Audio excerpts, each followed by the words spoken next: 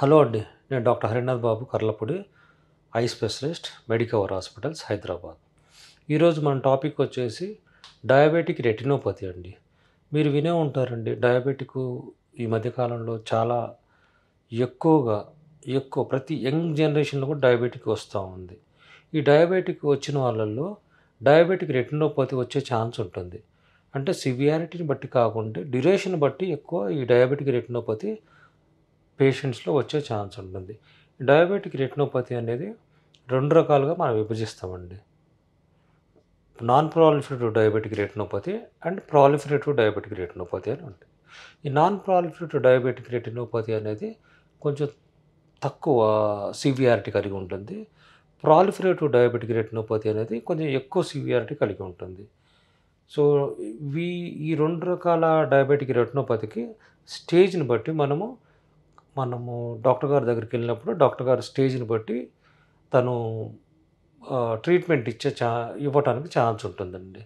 So ఈ treatment విషయానికి వచ్చేసి ఆ స్టేజ్ మీదనే ఆధారపడి ఉంటుంది. అంటే కొన్ని లేజర్స్ వల్ల కానివ్వండి, లేదా ఈ కంట్లో కొన్ని ఇంజెక్షన్లు ఇస్తామండి, ఇంట్రావిట్రల్ ఇంజెక్షన్స్ ఇస్తాము. At the same time severe diabetic retinopathy వచ్చిన వారిలో, అంటే ప్రాలిఫరేటివ్ డయాబెటిక్ రెటినోపతి వచ్చిన వారిలో ఏమవుతుందంటే అండి, రెటినాల్లో బ్లీడింగ్ కానివ్వండి, అంటే మనం దాన్ని విట్రియస్ హెమరేజ్ అంటాము, లేదా రెటినల్ డిటాచ్మెంట్, అంటే రెటినా బ్రేక్ అయిపోయి నార్మల్ పొజిషన్ నుండి రెటినా ఇది టేర్ అవి అది ఊడి వచ్చే ఛాన్స్ ఉంటుంది. దానికి డాక్టర్ గారు రెటినల్ డిటాచ్మెంట్ సర్జరీ చేసేసి దాన్ని యథాస్థితికి అమర్చే ఛాన్స్ ఉంటుందండి. ఇది కూడా అంటే సరైన సమయంలో, అంటే మరీ క్రానిక్ కాకుండా, ఎక్కువ టైం కాకుండా ఒక 2-3 మంత్స్ లోపల వస్తే అది సక్రమం చేసే ఛాన్స్ ఉంటుంది. సో ఈ నాన్ ప్రాలిఫరేటివ్ డయాబెటిక్ రెటినోపతి దాంట్లో అండి స్టేజ్ని బట్టి మన లేజర్స్ కూడా ఇచ్చే ఛాన్స్ ఉంటుంది. లేజర్స్ వల్ల కంటిలో చిన్న చిన్న మైన్యూట్ బ్లీడింగ్ పాయింట్స్ వస్తాయి. ఆ బ్లీడింగ్ పాయింట్స్ని మనం కంట్రోల్ చేయడానికి లేజర్స్ కానివ్వండి, ఇంట్రావిట్రియల్ ఇంజెక్షన్స్ కానివ్వండి ఇచ్చే ఛాన్స్ ఉంటుంది.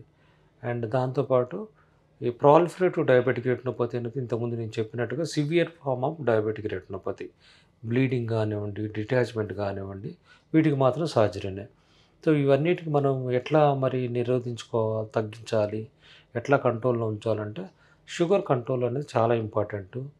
At the same time frequent I checkups, retina checkups చాలా ఇంపార్టెంట్ అండి. రెటినా చెకప్స్ చేయించుకోవటం వల్ల రెటినా డాక్టర్ గారు, ఐ స్పెషలిస్ట్, తను చూసేసి ఏ స్టేజ్లో ఉంది, ఏ స్టేజ్లో ఉన్నదానికి ఏ రకమైన ట్రీట్మెంట్ ఇవ్వాలని చెప్పేసి తను నిర్ధారించి తగిన ట్రీట్మెంట్ ఇచ్చే ఛాన్స్ ఉంటుంది.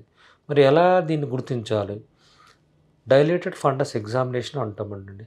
పేషెంట్ క్లినిక్ వచ్చినప్పుడు కంట్లో డ్రాప్స్ వేస్తే రెటినా ఎగ్జామినేషన్ చేస్తాము. దాన్ని ఫండస్ కానివ్వండి, లేదా రెటినల్ ఎగ్జామినేషన్ కానివ్వండి అంటాము. దాంతోపాటు కొన్ని స్క్రీనింగ్ చేస్తాము, స్కాన్స్ అన్నట్టు.